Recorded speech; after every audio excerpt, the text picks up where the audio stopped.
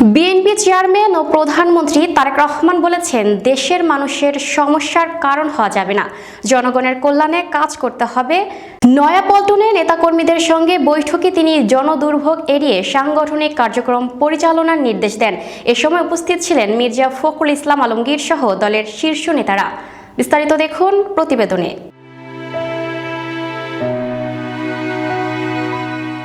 বর্তমান সরকারের কাছে জনগণের প্রত্যাশা অনেক জানিয়ে বিএনপির চেয়ারম্যান ও প্রধানমন্ত্রী তারেক রহমান বলেছেন, দেশের মানুষের সমস্যার কারণ হওয়া যাবে না, দেশ ও জনগণের কল্যাণে কাজ করতে হবে।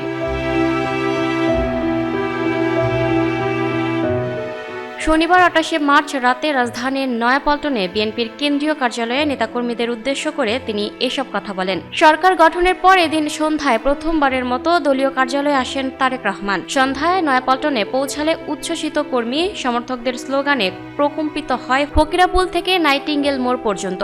গাড়ি থেকে নেমে কর্মীদের হাতে নেড়ে শুভেচ্ছা জানান প্রধানমন্ত্রী। পরে কার্যালয়ের ভেতরে আগে থেকে অবস্থান নেওয়া প্রায় অর্ধশত এমপি, মন্ত্রী ও রাজনৈতিক নেতৃবৃন্দের সঙ্গে বৈঠক করেন সরকার প্রধান। এ সময় সঙ্গে ছিলেন বিএনপি মহাসচিব ও স্থানীয় সরকার মন্ত্রী মির্জা ফখরুল ইসলাম আলমগীর। তাদের সঙ্গে দেশের রাজনৈতিক পরিস্থিতি ও সাংগঠনিক নানা বিষয়সহ বেশ কিছু ইস্যুতে আলোচনা হয় প্রধানমন্ত্রীর। এরপর বিএনপি চেয়ারম্যান কেন্দ্রীয় কার্যালয়ের বারান্দায় এসে উপস্থিত নেতাকর্মীদের অভ্যর্থনার জবাব দেন হাতে নেড়ে। এ সময় স্লোগানে আবারও মুখরিত হয় নয়াপল্টন। কর্মীদের উদ্দেশ্য করে তারেক রহমান জানান, সাংগঠনিক কার্যক্রম পরিচালনায় কেন্দ্রীয় কার্যালয়ে আসতে চান তিনি, তবে জনদুর্ভোগ তৈরি করে রাস্তা আটকালে তার পক্ষে নয়াপল্টনে আসা সম্ভব নয়। দেশ ও জনগণের কল্যাণে নেতাকর্মীদের কাজ করার নির্দেশ দিয়ে বিএনপি চেয়ারম্যান বলেন, মানুষ অনেক প্রত্যাশা নিয়ে দলের দিকে তাকিয়ে আছে। বর্তমান সরকারের কাছে জনগণের প্রত্যাশা অনেক, ধৈর্য ধরতে হবে, আইন শৃঙ্খলার মধ্যে থাকতে হবে, দেশ ও জনগণের কল্যাণে কাজ করতে হবে। দেশের মানুষের সমস্যার কারণ হওয়া যাবে না, জনগণের দুর্ভোগ হয় এমন কাজ করা যাবে না, যোগ করেন তারেক রহমান।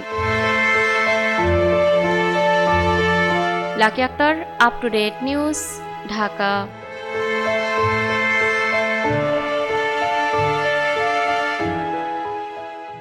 প্রিয় দর্শক, এই ছিল আপ টু ডেট নিউজের সর্বশেষ আপডেট। পরবর্তী আপডেট সবার আগে পেতে আপ টু ডেট নিউজের ফেসবুক পেজ এবং ইউটিউব চ্যানেলের সাথেই থাকুন। ধন্যবাদ।